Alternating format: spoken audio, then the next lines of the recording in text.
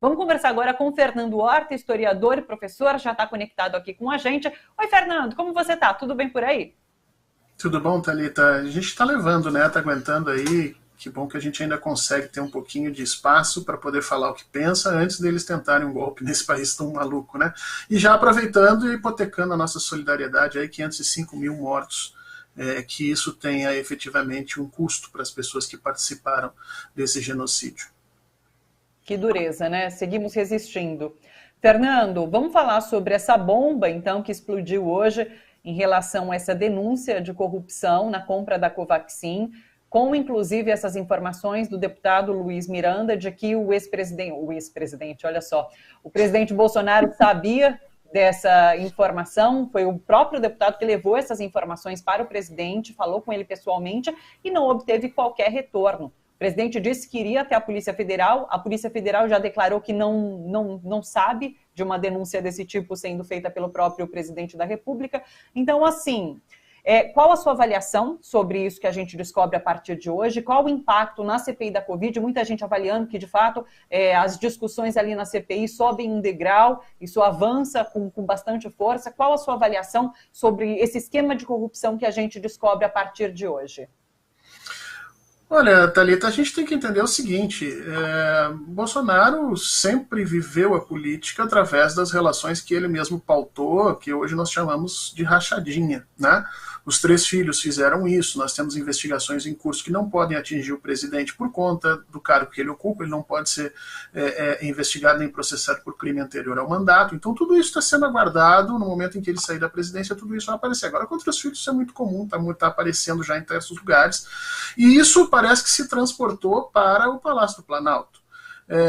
O que nós estamos vendo, na realidade, é a repetição em escala gigantesca do mesmo sistema que foi utilizado por muito tempo por Jair Bolsonaro e seus familiares para conseguir patrimônio. Só que agora ele consegue isso dentro de um contrato fraudulento, talvez muito estranho, muito complexo, se imaginar um contrato de 1,6 bilhão de reais que tenha sido pago e que não tenha passado efetivamente por vários técnicos dentro do Ministério da Saúde e do Ministério das Secretarias de Comércio Exterior. E o grande problema a partir daí é que todos esses funcionários que são concursados e pelos quais esses processos passaram vão ser implicados também em prevaricação, como o próprio presidente, caso essa denúncia do deputado realmente se consolide. Quer dizer, é uma obrigação do funcionário público, no momento que tem informação e sabe de um crime, comunicar às autoridades mais altas, senão elas não ouvirem, e ir diretamente à polícia. Se ele não fizer isso, ele prevarica. E aí começa toda essa grande discussão com relação ao Bolsonaro. Eu acredito que isso vai ser uma espécie de bala de prata com relação a Jair Bolsonaro, porque se você seguir o dinheiro, você vai descobrir efetivamente quem lucrou, quando lucrou, por que se pagou mais de 1000% uma vacina, por que ela foi comprada mesmo sem ter a liberação da Anvisa, por que ela foi a mais rápida a ser comprada, por que se demorou com as outras vacinas, e parece que esse quebra-cabeça se encaixa, porque Jair Bolsonaro atrasou as vacinas com as grandes empresas internacionais que certamente não serviriam para esse tipo de negociata, mas tornou tornou o processo de compra da vacina extremamente rápido, com empresas que tinham intermediadoras no Brasil. E parece que essa empresa intermediadora está ligada ao ex-ministro da Saúde, Ricardo Barros, e hoje um dos apoiadores do governo no Senado. Quer dizer, esse escândalo tem chance de ser a bala de prata contra Jair Bolsonaro. Essa vacina foi negociada 4 meses antes do aval da Anvisa. O aval da Anvisa parcial saiu agora no começo de junho. E essa negociação tem um dedo assim, do próprio presidente Jair Bolsonaro, porque ele chegou a fazer uma ligação para o primeiro-ministro da Índia, dizendo, olha, a gente já tem autorização para incluir a Covaxin no plano de imunização nacional. Então, assim, tem um dedinho do próprio presidente. E é muito interessante como essa denúncia derruba essa tentativa de narrativa por parte de governistas, do próprio presidente, de que não confiamos na vacina, essa visão negacionista, né, que a gente não comprou ali no início porque não confiava na vacina, não havia aval da Anvisa, o preço era muito caro. Na verdade, o governo deixou de comprar para ganhar dinheiro com a vacina. É isso que se mostra agora também, essa denúncia de corrupção, né? Se essa denúncia se confirmar, Thalita, é exatamente isso. E aí, o crime de Bolsonaro não é apenas ter deixado a população brasileira sem vacina e, portanto, responsável diretamente por essas 505 mil mortes que nós temos, mas é também ter feito isso por objetivo vil, pérfido e argentário, né? Ter feito isso para que pudesse tirar, ou ele, ou pessoas ligadas a ele, uma beirinha desse contrato. Porque, para quem passou a vida inteira ganhando dinheiro em cima das rachadinhas dos seus funcionários que ganhavam lá 8 mil, 9 mil, 10 mil reais, de repente tirar 1%, 2%, 3% de um contrato de 1,6 bi é realmente uma enorme diferença, é um salto no processo de corrupção. Só que, infelizmente, para nós brasileiros, isso representa 505 mil mortes. Eu espero que a CPI vá a fundo nisso e realmente eu acho que esse aviso do senador Randolph é importante, porque todas as pessoas que de alguma forma disseram que tinham informações comprometedoras com relação a Jair Bolsonaro acabaram mortas, estranhamente mortas, como é o caso de alguns milicianos, como é o caso do próprio secretário-ministro dele, logo no início, lembra? Eu não me recordo Bebiano, o nome dele. Bebiano. Bebiano, exatamente, como o caso do Bebiano. Quer dizer, todas as pessoas que de alguma forma têm conhecimento acabam estranhamente falecendo ou sendo jogados para fora do Brasil. E agora você consegue entender, a partir dessa denúncia, você consegue entender por que era tão importante o controle da Polícia Federal por Jair Bolsonaro e a ruptura que dá entre ele e Sérgio Moro, né? Porque Sérgio Moro não é nenhum santo e essa informação nas mãos de Sérgio Moro daria a ele uma arma bastante forte contra Bolsonaro e seus filhos, e isso jamais Bolsonaro permitiria. Então, agora é uma questão de apurar, seguir efetivamente esse dinheiro, ver quem ganhou com relação a isso, e depois demonstrar o que até agora os governistas estão tentando negar e demonstrar efetivamente a responsabilidade do presidente. E a partir daí jogar no colo de Arthur Lira uma bomba gigantesca e ver efetivamente como é que o Brasil vai reagir a isso. Interessante, Thalita, a gente vê que todas essas denúncias estão sendo articuladas num tempo. Né? Parece que a fervura de Bolsonaro vem subindo de temperatura aos poucos. Por quê? Num país que não estivesse conflagrado como o nosso, bastaria que você demonstrasse essas coisas e imediatamente as instituições tomariam suas decisões.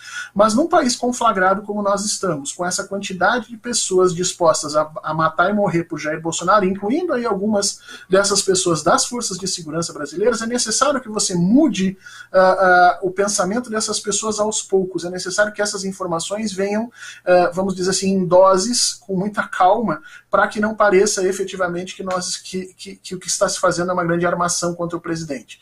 Porque as provas parecem que são robustas e o caminho que a CPI vem tomando, eu penso que deve provocar grandes estragos dentro do governo Bolsonaro.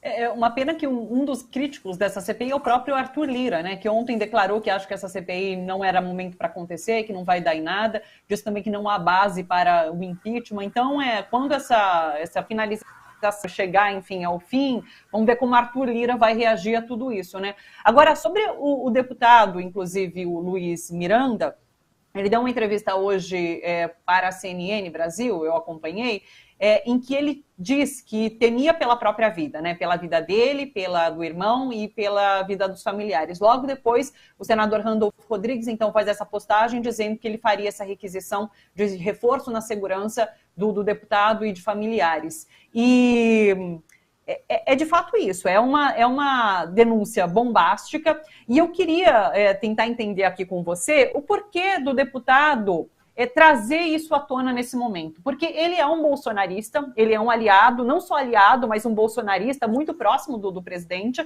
e ao trazer essa denúncia de que levou ali para Jair Bolsonaro, e Bolsonaro não fez nada, de certa forma é isso, Bolsonaro prevaricou, tendo a notícia de um crime, de uma corrupção sendo praticada, sem ter feito nada. O que ele ganha com isso? Ele leva público até para se proteger, para proteger a própria vida? Na realidade, Bolsonaro fez mais do que prevaricar, né? Porque as informações que nós temos é que Bolsonaro trabalhou ativamente por esses contratos, né? Vamos lembrar que o presidente da Índia é também de extrema-direita, a Covaxin tem uma eficácia menor do que as outras vacinas, custava mais caro e foi comprada por uma intermediária brasileira, quer dizer, o contrato é todo diferente. Agora, esse contrato passou necessariamente por alguns servidores de carreira dentro dos ministérios. Dentre esses servidores está o irmão do deputado. E todos nós sabemos que Jair Bolsonaro nunca assume absolutamente nada, muito pelo contrário, ele costuma botar a culpa nas pessoas abaixo de si e se safar.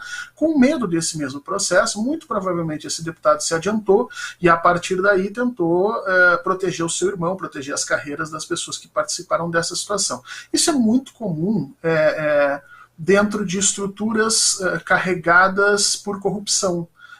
Vamos lembrar que as pessoas ficam ao lado de Bolsonaro, as pessoas especialmente que estão no governo, não por sua ideologia, não porque acreditem no que o Bolsonaro diz ou faz, mas porque efetivamente estão tendo benefícios financeiros gigantescos. A polícia também está encontrando indícios nas fortunas do empresário da Havan, do dono da Havan, indícios de crime ali. Já apareceu aqui as denúncias do Tratoraço e vários parlamentares, incluindo aí o Fernando Bezerra, envolvidos numa distribuição de dinheiro complicada, né, no mínimo ilegal. E tudo isso forma uma grande teia que nós podemos ler como o estilo Bolsonaro de governar, ou seja, aproxima as pessoas por essa troca e recebimento de dinheiro, né?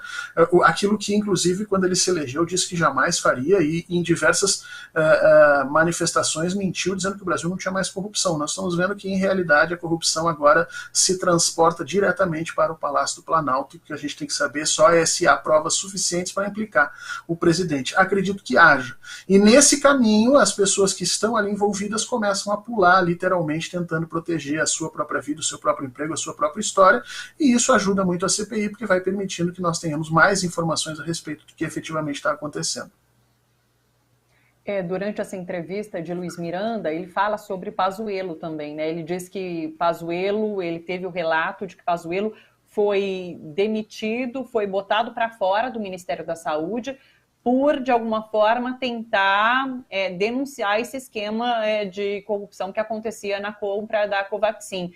Já há manifestações por parte de senadores da CPI de que querem ouvir de novo o ministro Pazuello para saber mais detalhes em relação a tudo isso.